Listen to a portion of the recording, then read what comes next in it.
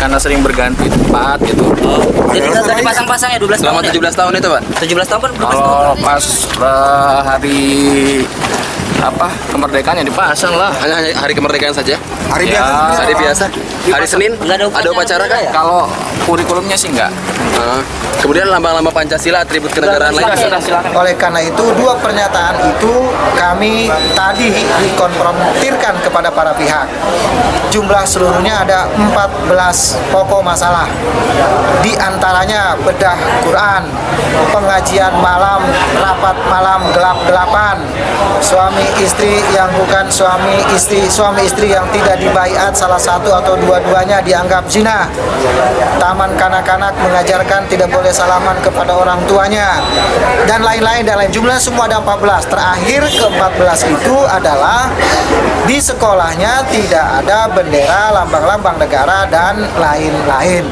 Dan saya bisa tunjukkan SK-nya dan bukti visualnya yang sekarang sudah ada di Intelkam Polri. Kemudian satu, apa yang Anda pandang dari Panji Gumilang? Apa yang dia serukan sehingga kemudian Anda merasa berbeda pendapat dengan dia? Ya, sebetulnya selama ini saya secara pribadi tidak ada masalah dengan Panji Gumilang. Karena saya anggap dia sebagai senior saya, sebagai orang tua saya, sebagai guru saya, sebagai kakak saya. Sehingga saya sebetulnya belum ada masalah apa-apa. Namun karena permintaan dari ibu dan orang tua saya, itulah yang berat saya untuk bergabung kembali kepada NII. Ya. Yang kami akan bongkar adalah keterkaitan Panji Gumilang dengan negara Islam Indonesia.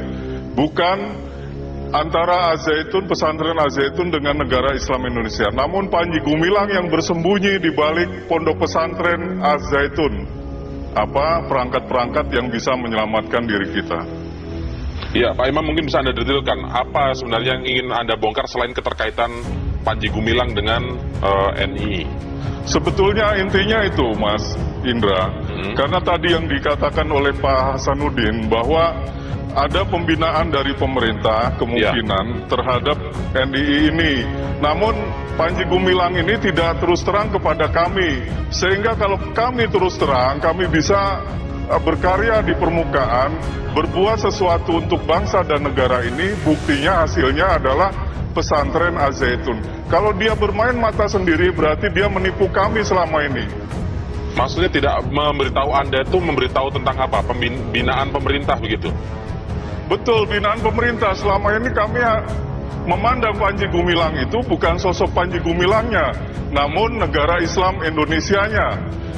Kalau Panji Gumilangnya, kami tidak nilai apa-apa dirinya itu.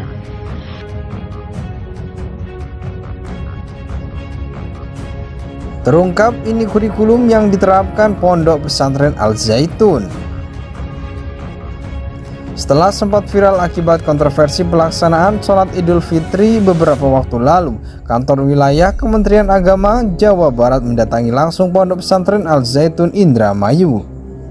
Kepala Kanwil Kementerian Agama Jabar, Ajam Mustajam, menyampaikan pihaknya telah mengunjungi Al-Zaitun guna mengecek langsung kondisi pesantren yang berada di Desa Mekarjaya, Kecamatan Gantar, Indramayu itu. Kami langsung mendatangi Mahat atau lembaga pendidikan Al-Zaitun cuma untuk monitoring dan evaluasi kurikulum dan juga izin operasional madrasah serta pesantren. Pasalnya hal ini memang menjadi kewenangan kami, ucap Ajam Jumat 12 Mei 2023 lalu.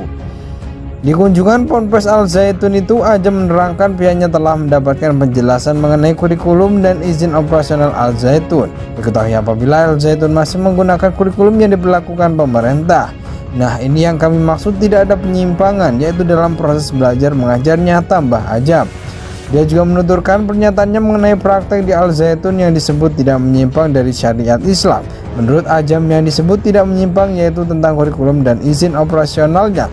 Tentang pernyataan kami bahwa di Mahat Al-Zaitun tidak ada penyimpangan yang berhubungan langsung dengan kurikulum serta izin operasional madrasah dan pondok pesantren tentang penilaian praktik peribadatan di Mahat Al-Zaitun yang viral sekarang ini. Itu bukanlah ranah Kementerian Agama, akan tetapi kewenangan Majelis Ulama Indonesia dan Badan Koordinasi Pengawasan Aliran Kepercayaan Masyarakat atau Bakor Pakem, tambahnya.